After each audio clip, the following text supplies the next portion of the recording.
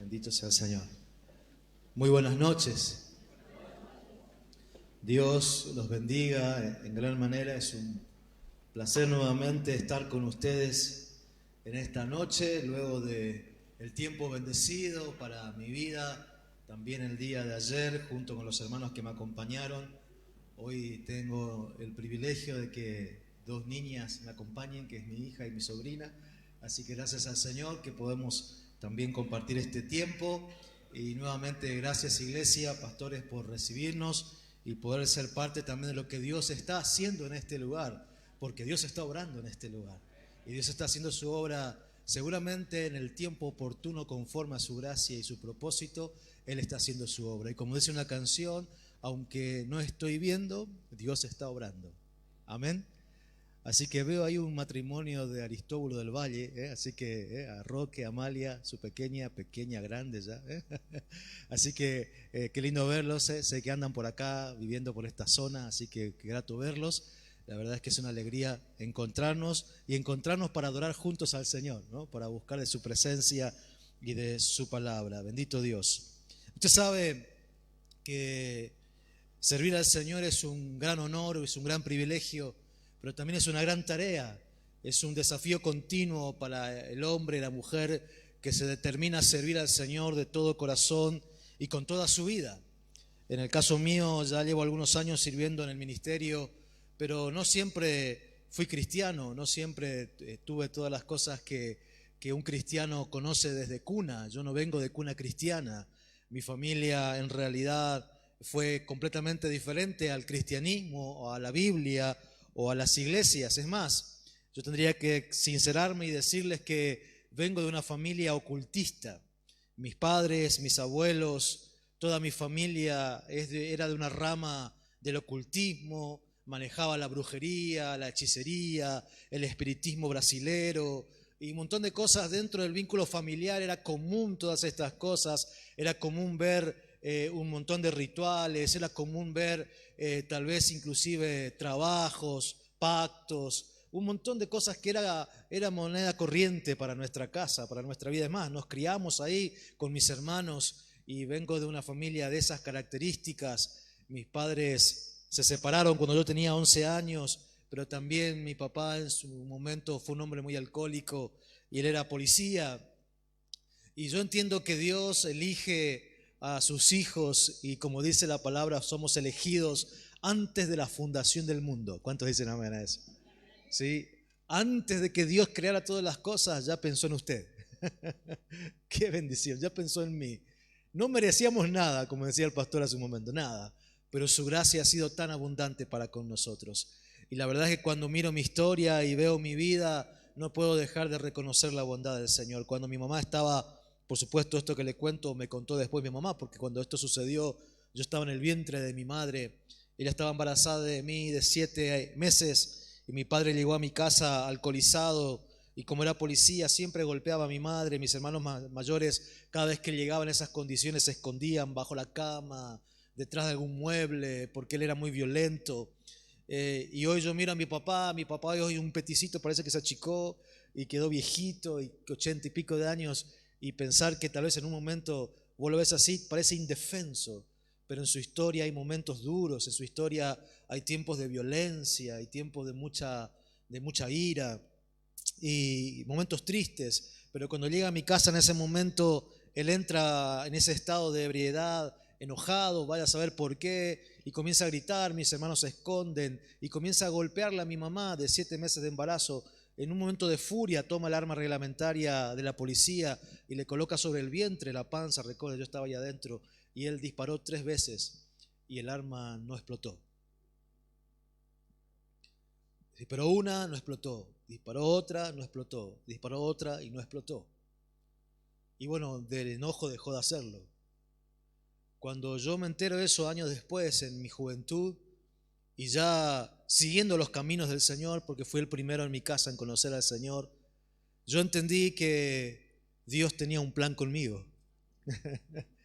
Por eso, en medio del ocultismo que vi en mi casa, miren, yo le podría contar historias que no le dejarían dormir por varias noches. De verdad, de verdad. Por eso muchas veces cuando la gente que está viviendo tormentos espirituales acude a mí, yo les tengo mucha compasión. Y yo les creo. A veces hay cosas que son frutos de la mente, pero hay otras cosas que son altamente espirituales y de maldad, y que requieren una intervención divina para romper ataduras, obras del diablo, pactos, hechicerías, que solamente el Espíritu de Dios lo puede hacer, porque donde está el Espíritu de Dios, allí hay libertad. ¿Cuántos dicen amén a eso? Cuando yo tenía 5 años, recuerdo, no sé bien por qué, pero en medio de los procesos de mi familia, recuerdo, yo nunca fui a una iglesia, nunca pisé una congregación, no conocía nada de esas cosas, pero a los 5 años algo me instó a ir a hablarle a mi mamá y decirle: mamá, mami, yo ya sé lo que voy a hacer cuando sea grande. Y mi mamá dijo: ¿qué vas a hacer? Yo voy a ser pastor. Nunca había pisado una iglesia. Yo no sé dónde salió eso en mi corazón. Seguramente el Señor en su misericordia estaba llamándome desde la niñez. Así que lógicamente mi mamá dice: ¿dónde sacó esa criatura eso? Nunca pisamos una iglesia, no conocía lo que era un pastor. Pero algo me decía en mi interior que esa sería mi realidad de futuro, siendo un niño. Y heme aquí, 22 años de ministerio pastoral. Dios es bueno, Dios es bueno, Dios es fiel. Y en sus procesos de historia es por eso que el Señor va llamándonos, y a los 15 años tuve la oportunidad de conocer a Jesús. Y no conocer una religión, conocer el amor de Dios. Y es tremendo porque a mí me predicó un adolescente como yo, un amigo. Alguien que tuvo compasión y que hasta el día de hoy sigue siendo un amigo mío. Es un psicólogo, vive en Buenos Aires. Tal vez alguno de ustedes escuchó hablar de él, se llama Omar Hein. Omar Hein es un amigo mío desde la juventud. Y él me compartió del Evangelio, y de aquel momento que él me compartió de Dios junto con otro joven, la verdad es que para mí fue extraordinario. Y comencé a entender algunas cosas que no entendía hasta ese momento, y de ahí en más comenzó un fuerte compromiso con Dios. A los 17 años, en un congreso misionero, hermoso congreso misionero aquí cerca, en Picada Africana, camino hacia Oberá, el Señor me llamó al ministerio. Ahí entendí a los 17 años que esta sería mi vida, y que el resto de mi vida iba a servir a Dios, y que iba a invertir mis fuerzas, mis energías y todo lo que podía en servir a Dios. Y Dios ha sido bueno, muy bueno, y ha sido fiel. Y es así que yo conocí al Señor en una iglesia alemana, y no tengo nada de alemán. Lo único que tengo de alemán hoy es mi esposa, de apellido alemán, que es una hermosa mujer de ojos verdes, como buen morocho. Pero de alemán no tengo nada. Pero me conocí al Señor y me congregué. Mis primeros días de creyente era ir a las 9 de la mañana en una iglesia en la ciudad de Oberá al culto alemán. Sprechen Deutsch. Wie geht's, Bruder? ¿Alles gut? No entendía nada, pero yo estaba ahí. Estaba ahí, porque yo tenía hambre de Dios. Y para mí era algo tremendo, y para la iglesia también, porque en ese tiempo la iglesia recién estaba comenzando a aceptar gente de mi característica, porque la iglesia de los negros era otra. Yo sé que acá esto nunca pasó, pero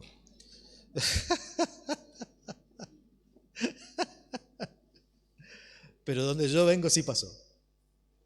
Y la iglesia tuvo que sufrir cambios profundos internamente para poder ser un canal de bendición para mucha gente. Pero ahí conocí al Señor, ahí me congregué. Ahí a los 19 años, para sorpresa de todos, comencé a ser parte del equipo pastoral de la iglesia. Y la gente decía: mirá el negrito, che. Y de repente los hermanos mayores, alemanes todos, comenzaron a confiar en mí, muchas cosas, y me enseñaron muchísimo. Realmente esa iglesia me abrazó a pesar de las diferencias y me amó. Y hubo gente que me amó y gente que tal vez me amaba más o menos o me miraba un poco de costado. Había una señora que me decía, oh, negrito de corazón blanco. Algo blanco tenía que encontrar.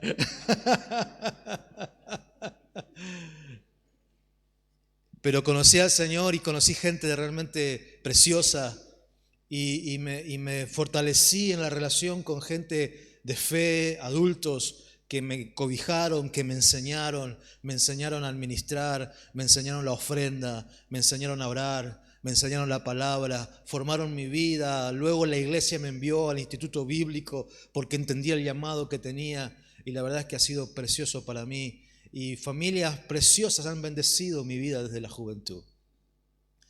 Y no soy más que un agradecido al Señor y a la vida por tanta bondad, por tanta bondad. Y hoy servir al Señor, estar frente a una congregación donde Dios nos ha puesto, realmente es un gran desafío. Y no dejo de mirar mi historia y nunca me olvidaré de dónde Dios me sacó. Por eso solamente dependo de Él. A veces hay más fuerzas, a veces menos fuerzas, a veces hay más luchas, a veces menos luchas, a veces hay alegrías, a veces tristezas, pero sé que el Señor está orando. Y el Señor es el dueño de la obra le pertenece. La iglesia es de Él, no es nuestra. La iglesia le pertenece. Él fue el que compró la iglesia con su sangre. Amén.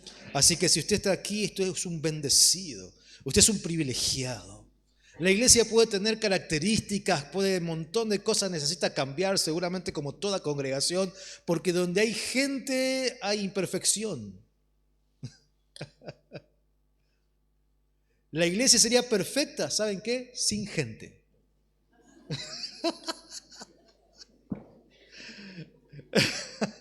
Pero no tendría propósito la iglesia sin gente, la iglesia necesita de la gente. Entonces somos imperfectos, somos gente con falencias.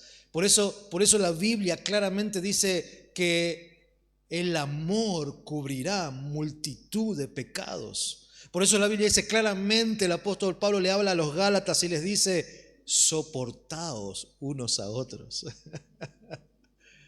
Qué hermoso mandamiento ese, ¿no? Y ese no es un consejo. No es si te gusta, no te gusta, si tenés ganas, no tenés ganas, si amaneciste chinchudo, menos chinchudo. No, sopórtense unos a otros y lleven las cargas los unos de los otros. Esa es la vida de la iglesia. La vida de gente falible, de gente de carne y hueso que necesita de la gracia divina todos los días. Amén. Así que qué bendición poder estar aquí con ustedes y poder conocer esta congregación y saber de lo que Dios está haciendo en medio de ustedes. Esta noche quiero compartir un pasaje que se encuentra en el Evangelio de Marcos, capítulo 7. Si usted me acompaña en su Biblia, vamos a leer del versículo 24 al 30. Le decía a mi hija por el camino, salimos tan rápido que no traje mi anteojo. Pero gracias a Dios todavía veo un poco, así que yo digo, qué tremendo es pasar los 40, ¿no? Hasta ahí venimos bien, ¿no? ¿Y saben cuándo me di cuenta? Miren la Biblia que estoy usando. Ahí están mi sobrina y mis hijas que me dejarán mentir. Yo usaba una Biblia de la mitad de esta Biblia, así chiquitita. Pero un domingo abrí así y no vi nada. Y dije, Señor, ¿cómo leo la Biblia? Así que mientras miraba las letras hacían así, parece que se movían, se mezclaban, pero así leí, dije, este es el momento de ir al oculista. Así que ahí estamos, ¿no? Ahí estamos. Pero bueno, por eso tengo una Biblia un poco más grande. No es letra gigante todavía, pero todavía vamos. Bueno, Marcos capítulo 7, versículo 24 dice así la palabra de Dios. Levantándose de allí se fue a la región de Tiro y de Sidón. Y entrando en una casa no quiso que nadie lo supiese, pero no pudo esconderse. Porque una mujer cuya hija tenía un espíritu inmundo, luego que oyó de él, vino y se postró a sus pies. La mujer era griega y sirofenicia de nación, y le rogaba que echase fuera de su hija a ese demonio, al demonio. Pero Jesús le dijo, deja primero que se sacien los hijos, porque no está bien tomar el pan de los hijos y echarlo a los perrillos. Respondió ella y le dijo: sí, Señor, pero aún los perrillos debajo de la mesa comen de las migajas de los hijos. Entonces le dijo: por esta palabra, ve, el demonio ha salido de tu hija. Y cuando llegó ella a su casa, halló que el demonio había salido y la hija acostada en la cama. Hasta aquí la palabra del Señor. Por supuesto, para poder profundizar este pasaje necesitamos y debemos, cuando uno lee la Biblia es importante, y todo predicador conoce eso, todo estudioso de la Biblia conoce que tiene que hacer un panorama del contexto, de lo que está sucediendo en su entorno, porque cuando alguien saca un versículo fuera de su contexto puede inventar cualquier cosa, puede decir cualquier cosa, pero la Biblia se interpreta con cuidado, con responsabilidad. Y cuando vemos el contexto, la historia que está precediendo a este momento de Jesús con esta mujer, podemos encontrar que ahí está la multiplicación de los panes y los peces, donde se alimentaron una cantidad de gente, debe ser aproximadamente entre hombres, mujeres y niños, porque no se contaban los niños y las mujeres.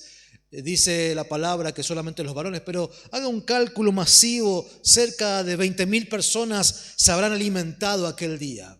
Luego de ese momento, Jesús envió a sus discípulos y los envió en una barca y ellos fueron hacia Betsaida. Y Jesús quedó en la orilla despidiendo a la multitud.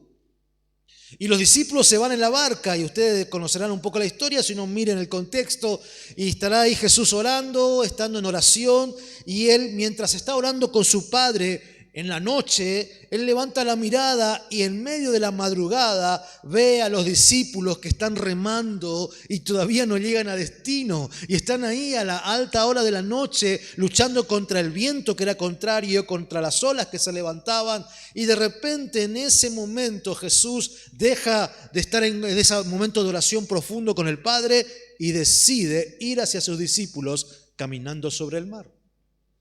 Y ustedes recordarán lo que sucedió. Aquellos hombres se pegaron un buen susto. Más o menos dice ahí en la vigilia de la noche que nombra la Biblia, está hablando de las 3 de la mañana. Usted se imagina a las 3 de la mañana, vientos, olas, sacudones de la barcaza, y de repente alguien aparece caminando sobre el agua. Por supuesto, se pegaron un susto y dijeron: un fantasma, un espíritu. Y la Biblia muestra lo que Jesús después luego hace, ¿no? Los acompaña, ustedes conocen la historia, sube con ellos, llegan hasta Genesaret. Y cuando está en ese lugar, la gente enseguida reconoció, dice el contexto del pasaje en los versículos anteriores, que la gente enseguida reconoció a Jesús, y de repente, dice el Evangelio de Marcos, trajeron a los enfermos para que los sanase. Y dice la Biblia que rogaban inclusive que los dejase tocar el borde de su manto, como aquella mujer de otra historia. Y dice la palabra literalmente que todos los que tocaron su manto fueron sanados. Luego de ese momento de la sanidad masiva de gente tocada por el poder de lo alto, luego los discípulos van y comen, recogen espigas y comen sin lavarse las manos.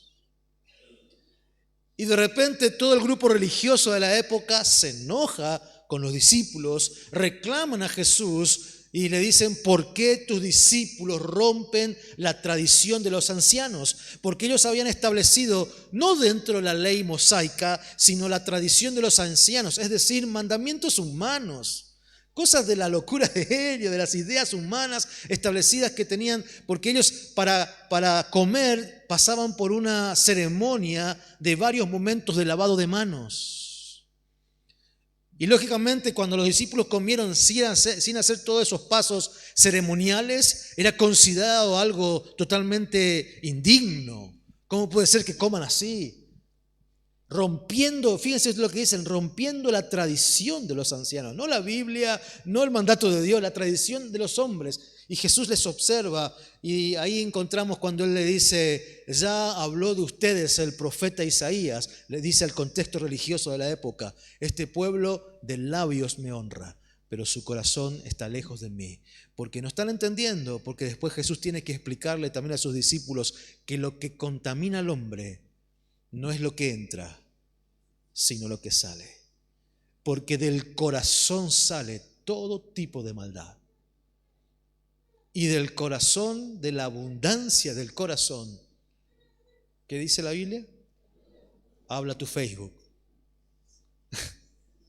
habla tu WhatsApp, habla tu red social. Compartimos lo que hay en el corazón. Entonces, qué interesante lo que Jesús enseñó en esos momentos. Ahora, pasando por todo este contexto, llegamos a este versículo del capítulo 7, el versículo 24, donde la palabra de Dios dice, levantándose de allí. O sea, fíjese el contexto. Jesús viene de los milagros de la multiplicación, de sanar enfermos, de pasar con los discípulos al otro lado de la orilla, a encontrarse con ese gentío, a tener que enfrentarse con los religiosos de la época. Jesús viene de todo eso sin dormir prácticamente, sin dormir. Porque él estaba orando en la noche, pasaron después, se encontraron con los enfermos, los religiosos reclamaban esto. Viene Jesús en un proceso de muchas horas sin descansar. Así que la Biblia dice levantándose de allí. Es interesante, levantándose de allí. Ahora, esta expresión está hablando que él se está levantando de ese momento, de esa situación, de lo que estaba viviendo con aquella gente. Calculo yo que de repente Jesús comenzó, porque él era un hombre de carne y hueso, además de ser Dios, era 100% hombre. Por eso Jesús se cansaba. Por eso Jesús se dormía en la barca en medio de la tormenta. Por eso Jesús tenía hambre. Jesús tenía sed. Tenía las realidades humanas. Él fue tentado en todo según nuestra semejanza, pero sin pecado. En un retiro de hombres yo le decía a los hombres en un hotel que estábamos con el grupo de los hermanos, le dije, hermanos, cuando la Biblia dice que Jesús puede socorrerte cuando eres tentado, entiende que Él fue tentado en todo. 30 años en la historia de Jesús no es pública. 30 años. Jesús comienza su ministerio público a los 30 años y la Biblia solamente registra de todo ese momento, un momento, a los 12 años.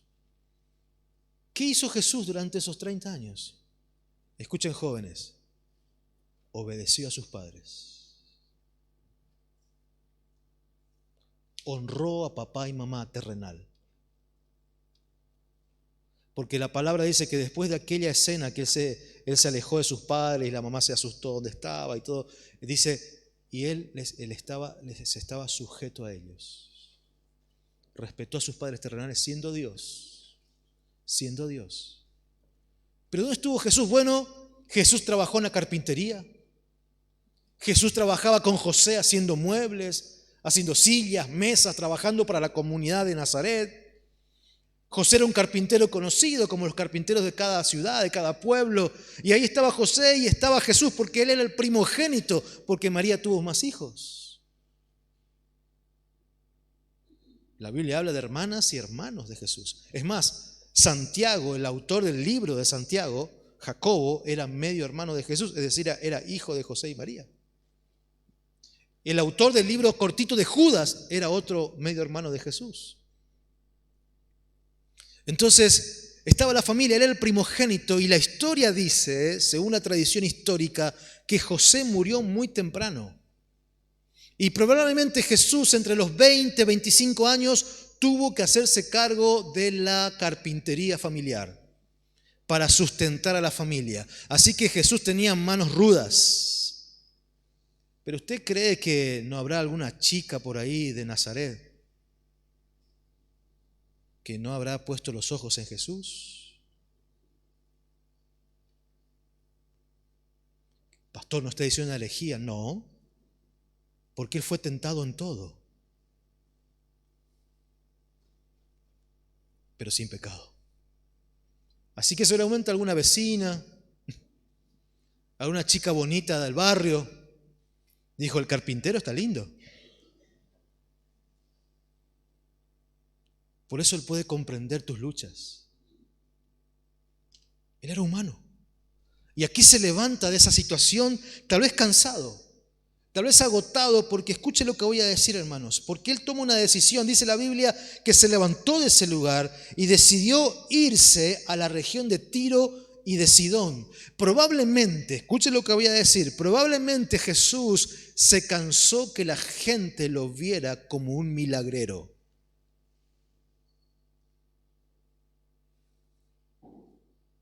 Porque mucha de esa multitud lo seguía por el pan y los peces. Le seguía por comida gratis. Le seguía porque podía sanar. Le seguía porque podía hacer cosas sobrenaturales. Y probablemente cansado de que lo vean como un curandero más, porque a veces la gente mezcla tantas cosas. Y entre todas las cosas que prueba, dice, bueno, probemos la iglesia, capaz que también ahí algo pase. Vayamos a congregarnos en algún lugar, porque ahí también parece que oran por los enfermos. Y la gente a veces compara, y yo lo he visto, hermano, gente que sale del culto el domingo y el martes y el miércoles está en Doña Ramona venciéndose.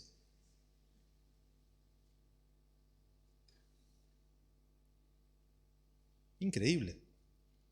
Pero esa es la confusión es tal de la gente que ven a Jesús, al Señor, como sucedía en ese tiempo, la gente le seguía por los milagros, por las señales. Y Jesús no daba planes sociales.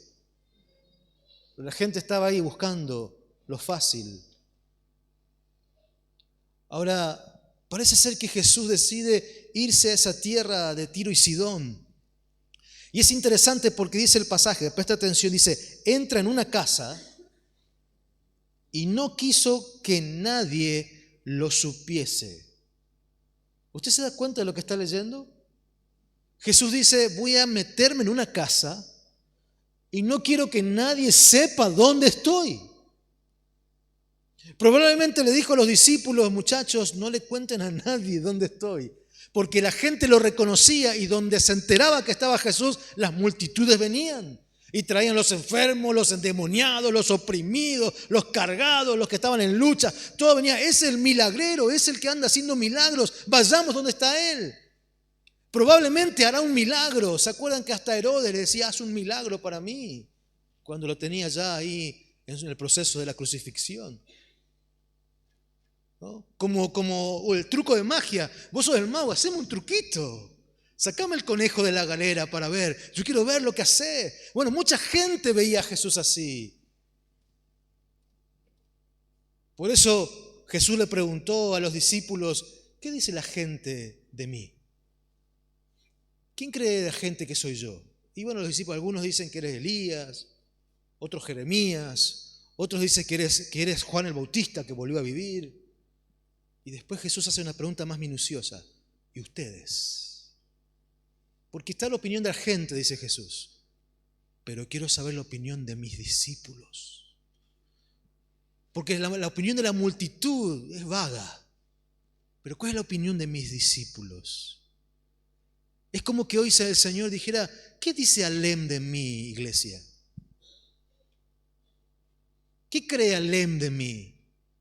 Y que ustedes le digan, bueno, esto, y de repente dicen, ¿qué dicen ustedes, iglesia congregacional de Alem?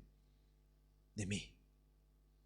Y de repente Pedro, tú eres el Cristo, el Hijo del Dios viviente. Tuvo una cuestión ahí del Espíritu de Dios.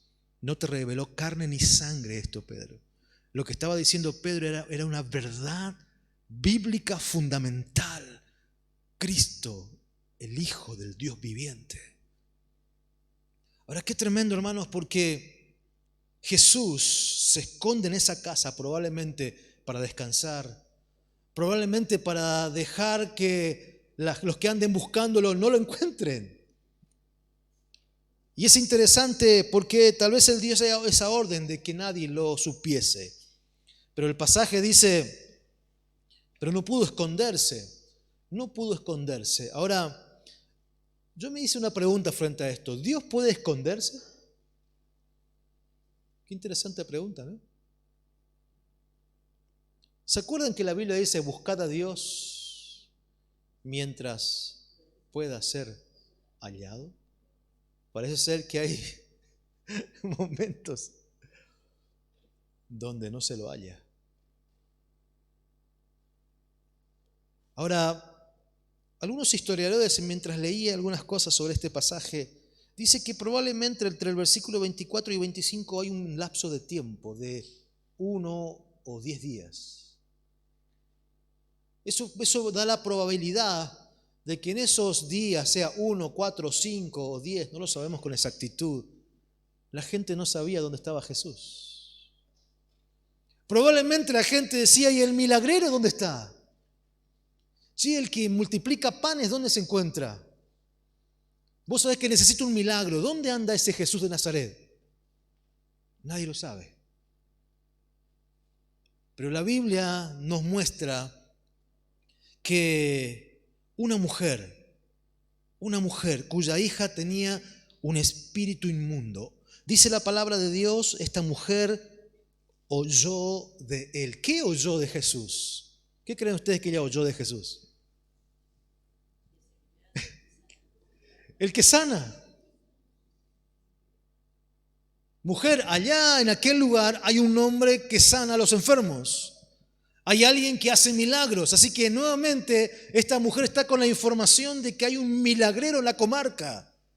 Que hay alguien que hace milagros en medio de la gente. Así que ella oyó de él y decide buscarlo. Y precisamente esta mujer en su búsqueda lo encontró, porque dice la palabra que vino a Jesús y se postró a sus pies. Se postró a sus pies. Ahora, quisiera con ustedes detenerme por unos minutos en las características de esta mujer. Porque la Biblia pone con propósito lo que está escrito aquí. La mujer, dice la palabra, era griega. Muestra su nacionalidad, su raza, su cultura. Los griegos tenían tantos dioses, tantas imágenes. Es más, los griegos tenían más, escuche bien, más de 2000 dioses. Y además de los dioses, tenían varios miles de semidioses. Por ejemplo, los griegos adoraban a Zeus, el mayor dios de los griegos. También a Hera, diosa de los matrimonios. A Artemisa, diosa de la naturaleza. A Apolo, dios de la agricultura. Así que en cada situación que ellos necesitaban, iban a un dios diferente.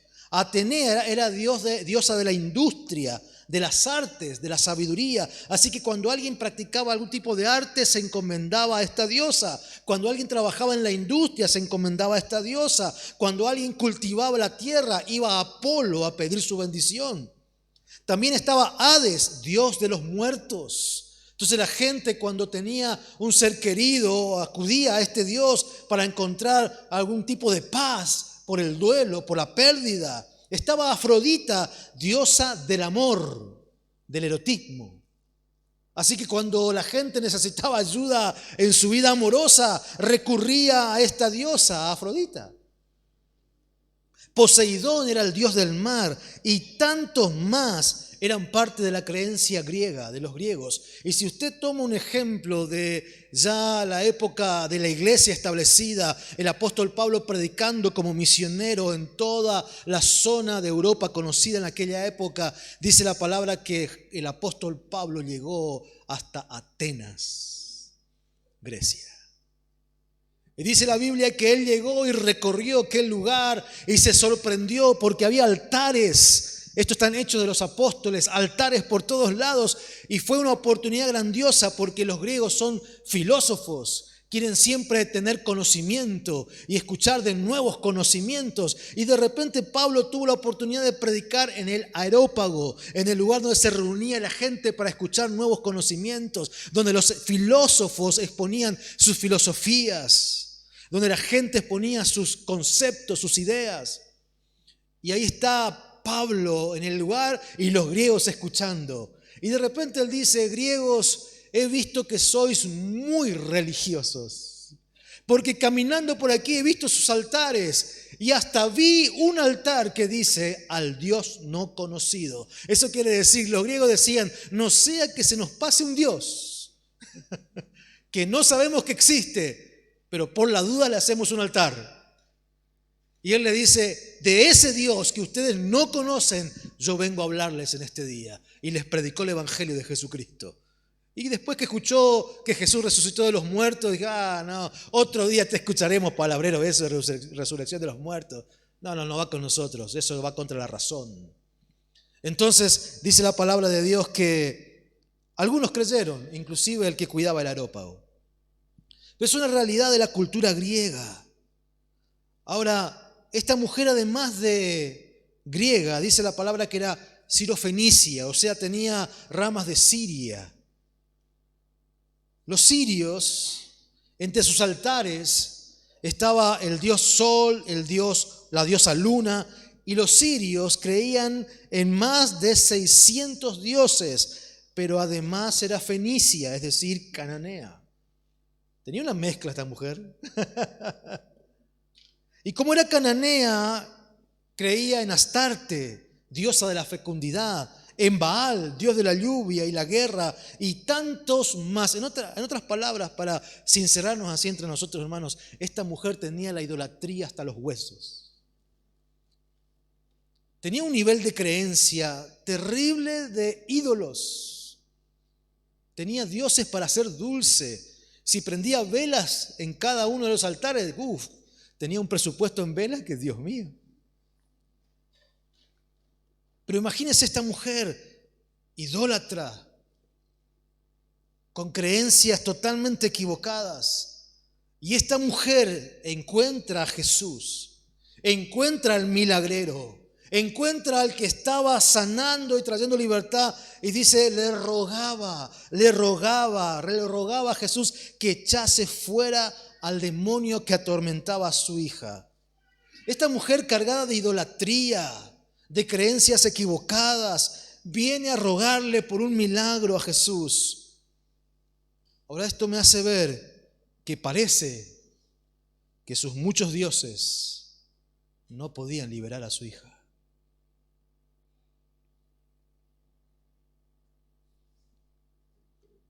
No podía liberar a su hija.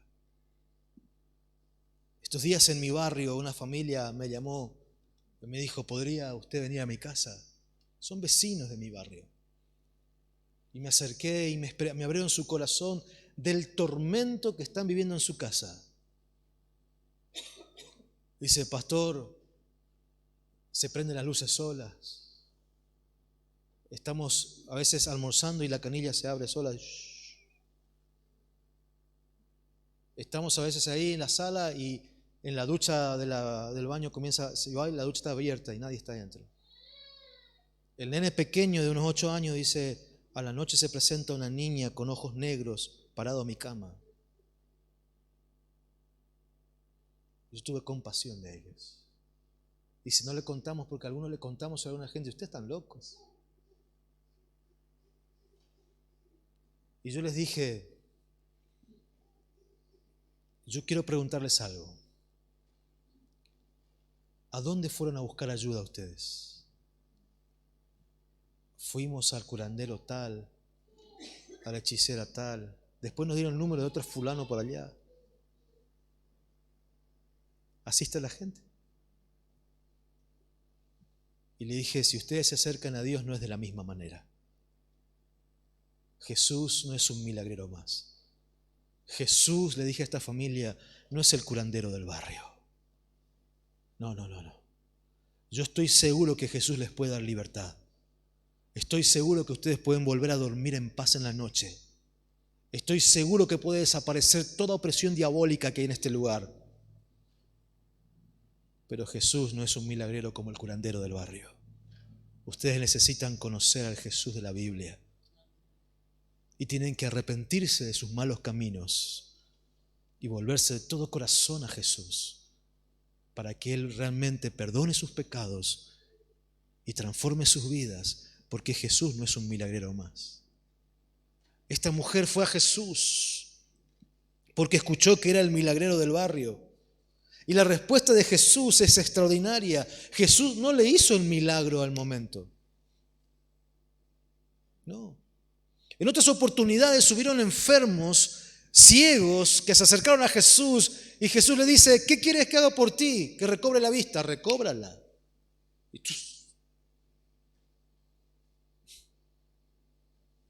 Cuando se acercó aquel hombre que esperaba, dice que el agua se removía de tanto en tanto porque un ángel bajaba.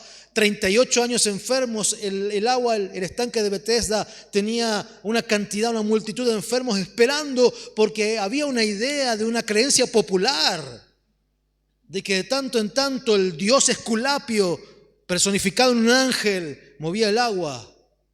El dios Esculapio era el dios de la sanidad. Y el primero que llegaba a ese lugar se sanaba. Y Jesús le dice, ¿qué quieres que te haga? Quiero ser sano, pero ¿cómo puedo llegar si soy lisiado? Y no se da cuenta que estaba quien lo podía sanar.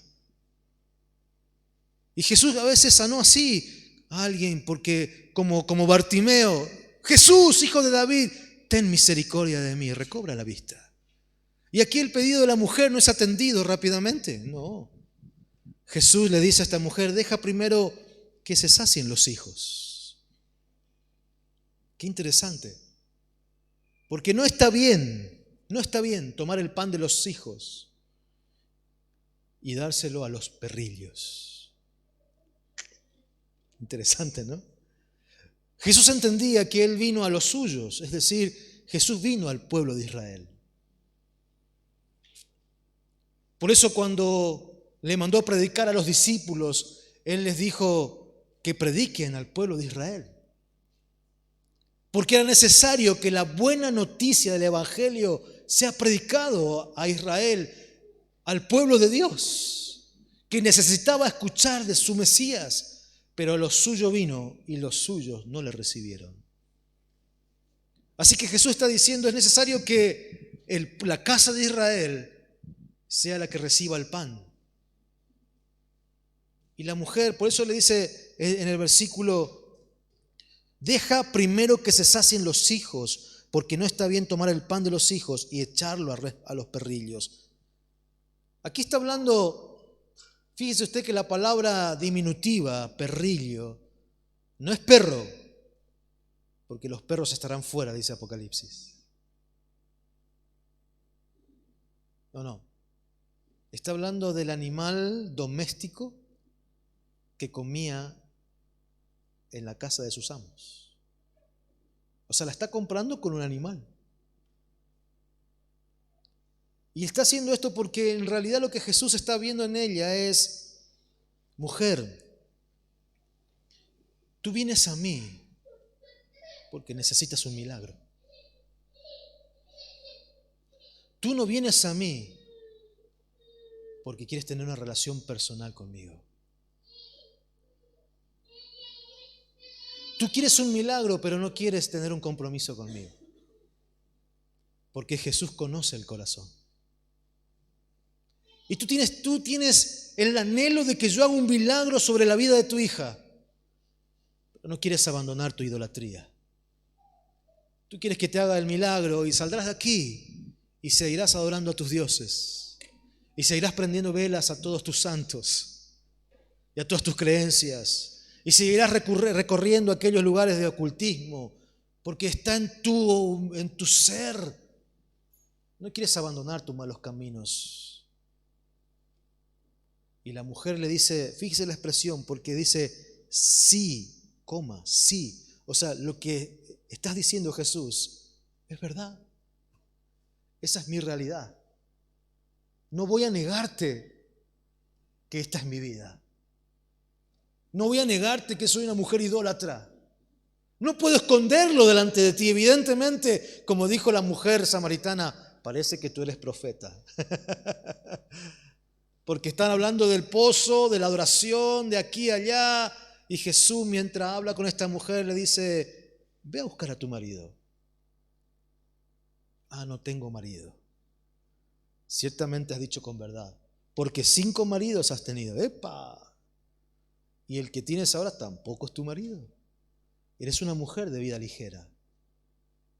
¡Wow! Me parece que eres profeta. Y se dio cuenta que Jesús conocía el corazón. Esta mujer se da cuenta que ahora de repente comienza a caerle las escamas de la visión espiritual y comienza a darse cuenta que aquí no es solamente un hombre. Hay alguien más aquí que está viendo mi corazón, que conoce mi realidad, que sabe quién soy, que no se le escapa nada. Hermanos, como dijo el pastor anoche, usó la palabra escáner. Cuando el Señor escanea tu vida, ve todo, conoce todo.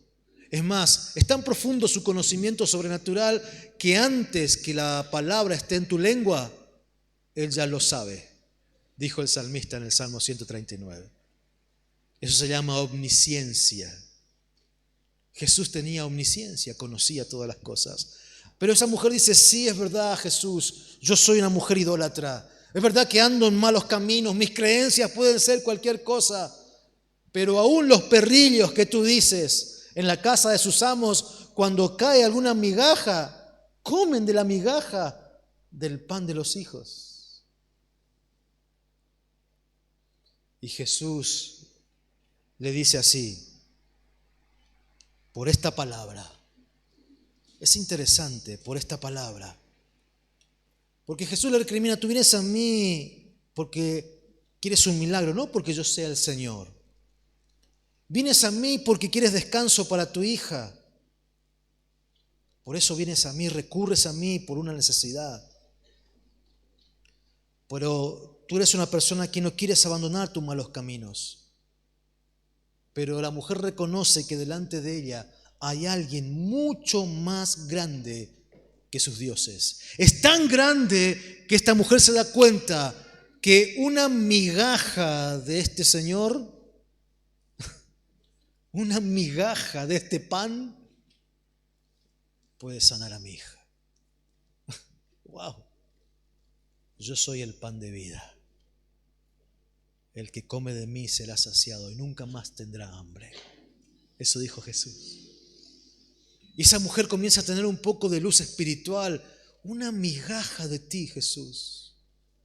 Y Jesús le dice, por esta palabra, porque estás comenzando a tener fe, voy a hacer el milagro. Porque una migaja puede sanar a mi hija, le dijo esta mujer. Ahora es interesante porque Jesús le dice, por esta palabra, dice el versículo, ve, el demonio ha salido de tu hija. Y cuando ella vuelve a su casa, encuentra a su hija sana, libre. Y como el endemoniado gadareno, me encanta esa expresión del Evangelio, en su juicio cabal. Volvió en sí como el hijo pródigo. Jesús hizo el milagro a la distancia. Y mis hermanos, mientras pido que algún tecladista me acompañe, por favor, no sé quién puede hacerlo. Quiero sentar algunos puntos para cerrar el mensaje de esta noche. Algunos principios. En primer lugar, iglesia, hermanos, queridos amigos, gente que tal vez hoy visita a la iglesia del Señor por primera vez. Jesús no debe ser buscado solo por una necesidad. Jesús puede hacer un milagro en tu vida. Jesús puede sanar.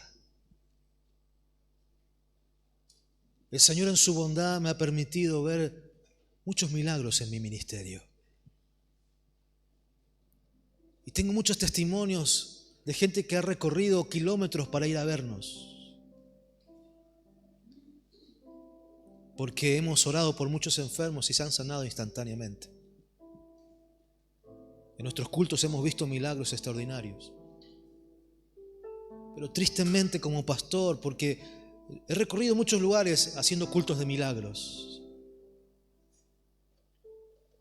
Y como me decía en una iglesia en otra provincia, ¿por qué usted no sale más a hacer cultos de milagros por todos lados? Porque soy pastor de una iglesia. Y necesito pastorear mi iglesia. Dios no me llamó a ser un predicador itinerante. Dios me llamó a predicar el Evangelio y a pastorear su iglesia. Y de vez en cuando salgo y hago eso. Pero he visto con tristeza cultos en nuestra iglesia que cuando hacemos cultos de milagros Tenemos un templo para 600 personas, no cabe un alfiler. Y he visto milagros extraordinarios, como aquel matrimonio que llegó a uno de nuestros cultos hace algunos años atrás, con su bebé, con una hernia gigantesca en los testículos. Y cuando oramos por el niño, le dije a los papás, vayan a revisar al bebé. Y fueron a una esquina del templo y cuando nos damos cuenta, están llorando a mares, porque la hernia había desaparecido completamente. Lo tenemos filmado a todos esos videos. En Sáenz Peña, Chaco, en 3 cultos de milagros, contabilizamos más de 200 milagros instantáneos. Por primera vez en mi ministerio vi un hombre levantarse de la silla de ruedas. Así. Y para mí eso hace que mi fe, lógicamente.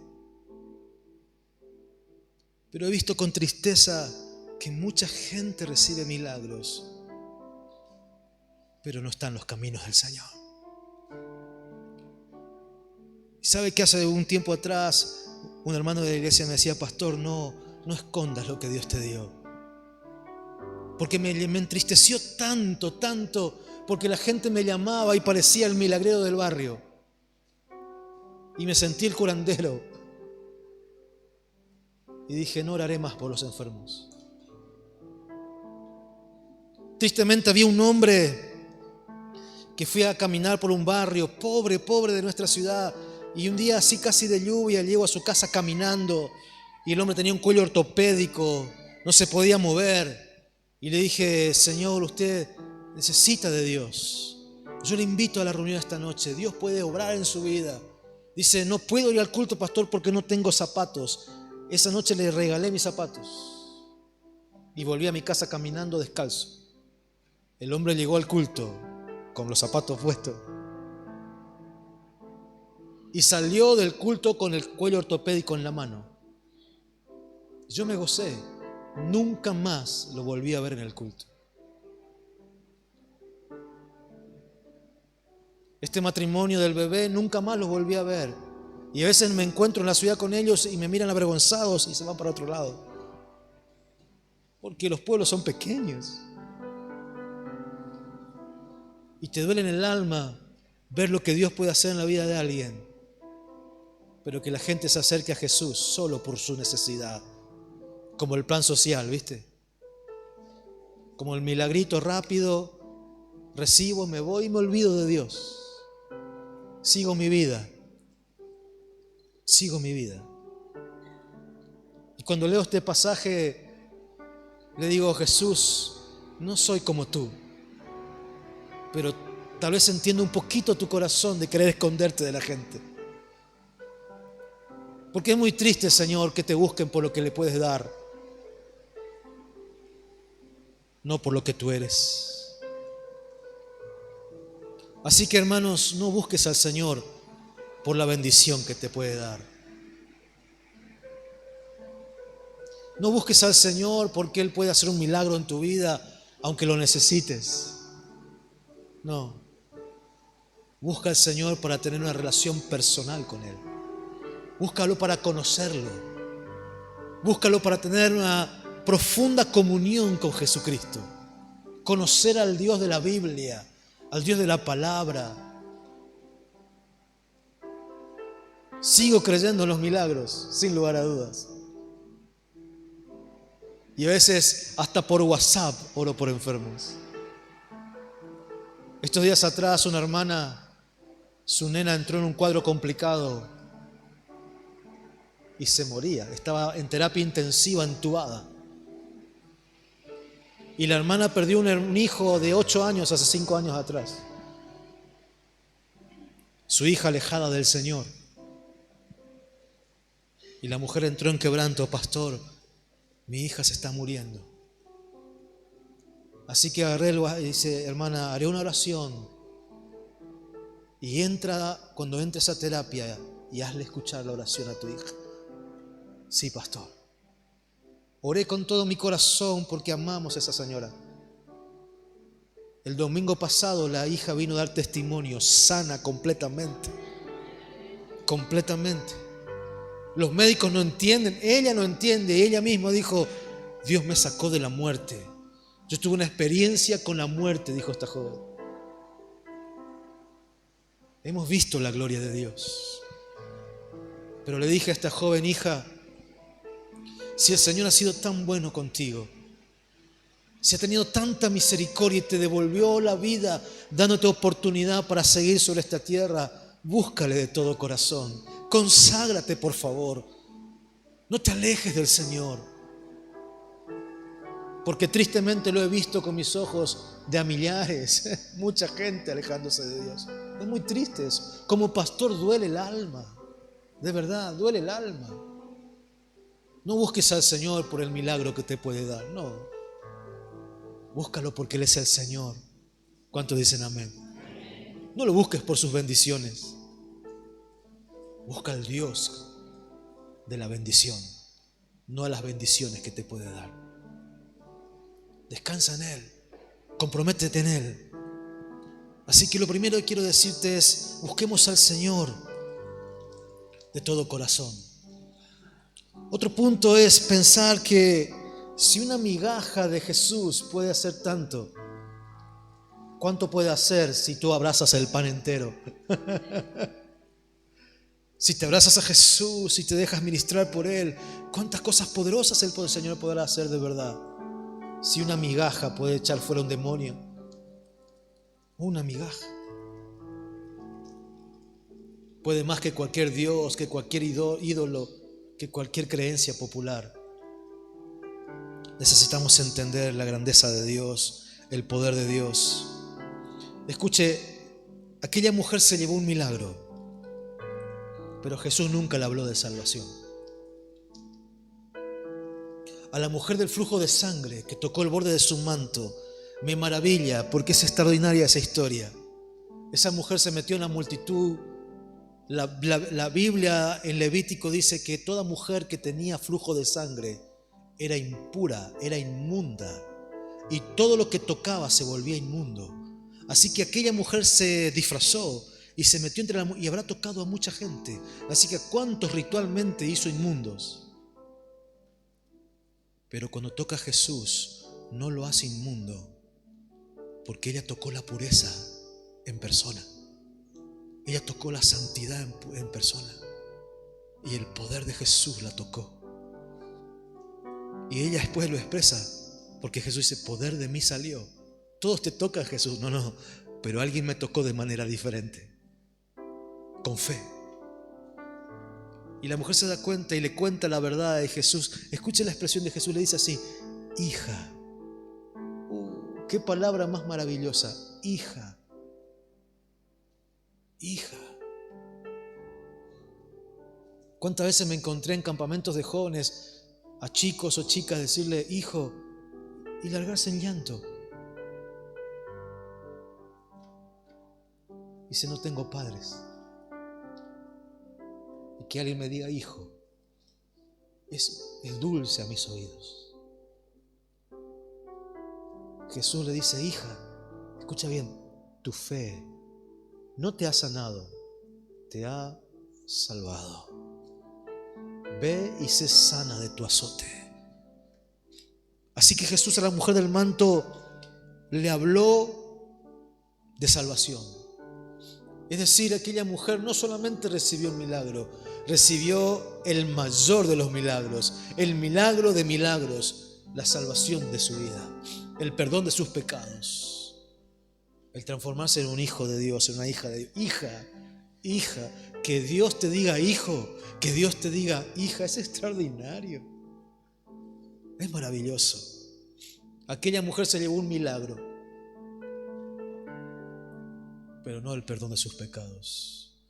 Tal vez porque realmente no estuvo dispuesta a arrepentirse de su idolatría. El paralítico que bajó del techo con sus amigos le dijo, levántate, tu fe te ha salvado.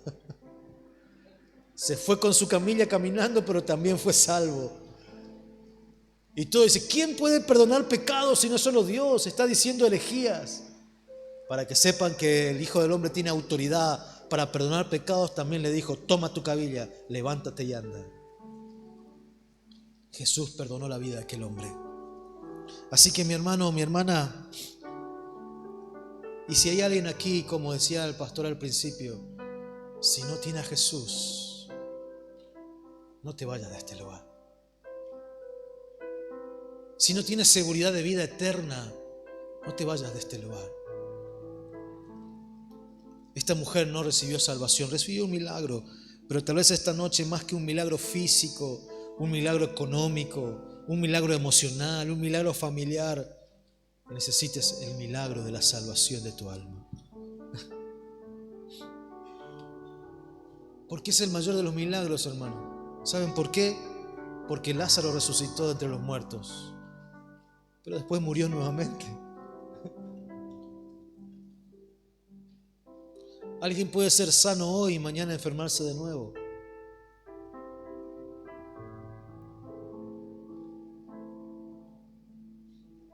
Es así de sencillo, porque esta es la vida de un mundo caído. ¿Por qué nos enfermamos, pastor? Y porque vivimos en un mundo caído. ¿Por qué sufren las personas? Y porque vivimos en un mundo caído. Porque hay creyentes que aún se enferman y se mueren y porque estamos en esa realidad humana, la vida misma. La vida misma. Cuando esta hermana perdió a su hijito de 8 años, fue durísimo. Fue durísimo. Cuando me llamaron, yo corrí al hospital y llegué y hacía 15 minutos que Agustín había muerto. Y aquella mamá estaba tirada sobre el cuerpecito de aquel niño. Y cuando yo entré a la sala, me dejaron entrar porque era su pastor. Y escuché orar a esta mujer diciendo, Señor, yo no sé por qué te lo llevaste, pero lo único que te digo, gracias por haberme prestado a Agustín estos 8 años. Y yo le dije, hermana, grande es tu fe. Grande es tu fe. No cualquiera ora de esa manera frente a tal realidad. Es muy duro. Por eso me decía ella, pastor, no sé si aguantaría si mi hija se hubiera muerto ahora. No sé si iba a soportar otra vez. La gente sufre. En el mundo tendréis aflicción. Pare de sufrir es un lindo eslogan, pero no es verdad. No es verdad. El mundo sufrirá, la gente sufrirá, los cristianos sufriremos muchas veces. Así que mis hermanos, esta noche el Señor está aquí. Su gracia está aquí. En el 2016 mi hija pequeña tenía 3 años. Mi esposa estaba con dengue. Oré y recontra oré y no se sanó nada mi esposa. Mi pequeña también tuvo dengue. Y mientras ella estaba sufriendo el dolor, la fiebre, no sé si alguien tuvo dengue aquí, pero el dengue es horrible. Los 15 días que vivió mi esposa, la escuché gemir todas las noches de dolor y fiebre. Veníamos noches sin dormir. Y mi pequeña de 3 años, Tamara, tomó la leche y resulta ser que ella también tenía dengue, no sabíamos nosotros, y tenía fiebre. Y se ahogó con la leche y tuvo una broncoaspiración.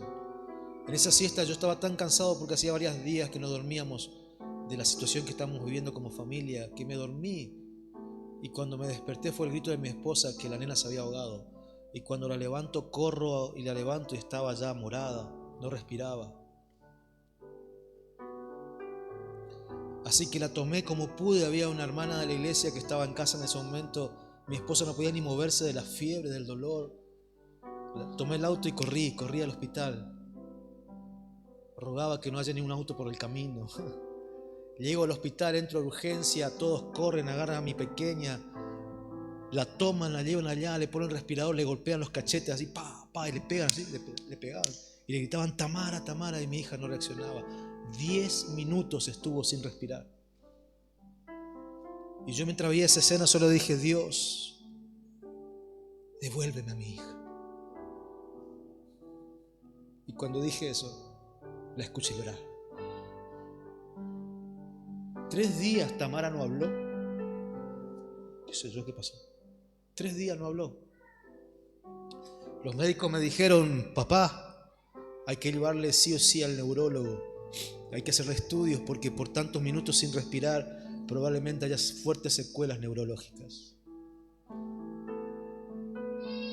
Es duro escuchar eso. Y cuando 3 días no habló, ni le cuento. Ella solo lo miraba y sonreía, nada más. Nada más. Oh Señor. Pero bendito Dios que Él escuchó nuestro clamor. Y Tamara no tiene ni una secuela neurológica. Hoy es una nena normal, está en 4º grado, corre, anda, juega. Yo vi la bondad de Dios, de verdad. Pero también hemos visto el dolor, el sufrimiento muchas veces. Por eso he decidido no buscar al Señor por los milagros que Él me pueda dar. Quiero tener comunión con Él. Él es mi sostén, Él es mi fortaleza, Él es mi alto refugio, Él es mi escondedero. Yo estoy escondido en Cristo. Por eso he decidido no buscar las cosas de la tierra, sino las eternas. El tesoro es Jesús. Él es el tesoro de gran precio. Yo soy como aquel hombre que vendió todo lo que tenía para comprar el terreno donde estaba la perla de gran precio. Hermano, Jesús es lo más importante de tu vida, más allá de los milagros que te pueda dar. ¿Cuántos dicen amén? Ponte de pie, por favor.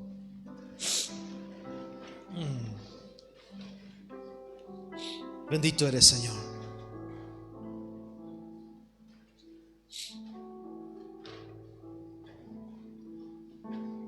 Ahí donde estás, te invito a que te cierres tus ojos un ratito y comiences a hablar con el Señor.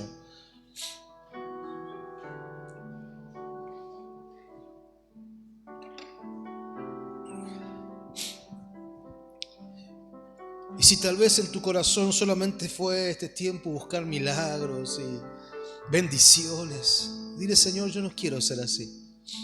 Quiero tener una profunda comunión contigo, Jesús. Quiero conocerte de manera más profunda. Quiero relacionarme más contigo. Tú eres el tesoro de gran precio. Es el tesoro de mi vida. Señor, perdónanos cuando a veces te vemos como un genio de la lámpara, que solamente frotamos y sales para cumplir nuestros deseos. Perdónanos, Señor, cuando la gente te ve así.